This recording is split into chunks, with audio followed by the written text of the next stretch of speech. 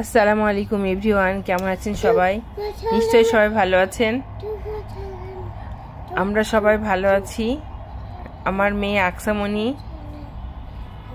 অনেক ভালো আছে। তো চলুন আজকে আমরা দেখব আমার রান্নাঘরে পোলাও রান্না। তো আমি আগে পেঁয়াজটা ভেজে নিলাম বেরেস্তার জন্য। পেঁয়াজটা অবশ্য গোল গোল করে কাটি নাই, আজকে লম্বা করে কাটছি, যে কারণে এরকম দেখাচ্ছে। সবসময় তো একরকম আসলে না করে একটু ডিফারেন্স কিছু করা দরকার, এই জন্য আমি এরকম করেছি। তো আমি ভাজা পেঁয়াজটা উঠিয়ে নিয়েছি। এখন আমি তেজপাতা পেঁয়াজ দিয়ে দিলাম, দারচিনি লবঙ্গ এলাচ পরিমাণ মতো দিয়ে নিলাম। সয়াবিন তেলে একটু হালকা ভেজে নেব। তো আমার ভাজাটা হয়ে গেছে হালকা। এখন দিয়ে দিলাম ধুয়ে রাখা পোলাও চালটা, পানি ঝরিয়ে নিয়েছিলাম। এখন আমি চালটা ভালো করে নেড়ে, চালটার মধ্যে যে একটা ভেজা ভেজা ভাব বা ভারী ভারী থাকে, এখন নাড়াচাড়া করতে করতে এটা হালকা করে ফেলতে হবে। কি করে বুঝবো কখন আমরা পানি দিতে হয়, মানে পোলাওয়ে পানি দিতে হয় কতটুকু, এবং কিভাবে বুঝবো কখন আমাদের পোলাও ভাতে চালটা ভাজার পর আমরা পানি দিব।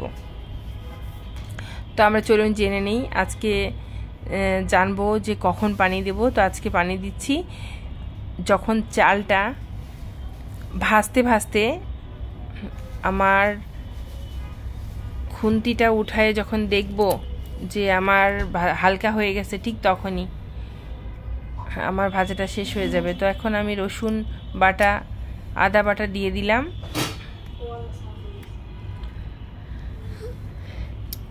এখন আমি আবার নেড়ে নিচ্ছি।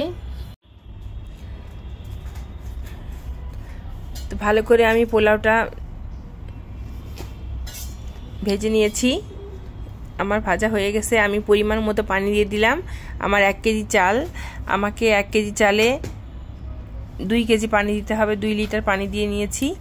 পরিমাণ মতো লবণ দিয়েছি, কাঁচামরিচ দিয়েছি, আর এখন লিকুইড মিল্ক দিয়ে দিলাম।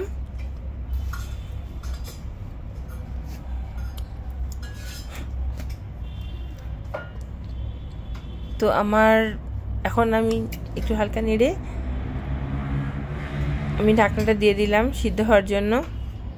এখন আমি ওয়েট করব, পানিটা কমে যাবে, সিদ্ধ হয়ে যাবে। সিদ্ধ হয়ে গেলে আমার পোলাও রান্না শেষ। তো রেডি হয়ে গেল আমাদের। এখন পোলাওয়ে এখন শেষ হয় নাই, এখন আমি দিব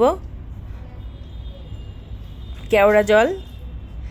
কেউ কেওড়া জল দেয়, কেউ গোলাপ জল দেয়, আমি আজকে কেওড়া জল দিচ্ছি। তো কেওড়া জলটা আমি দিয়ে নিলাম।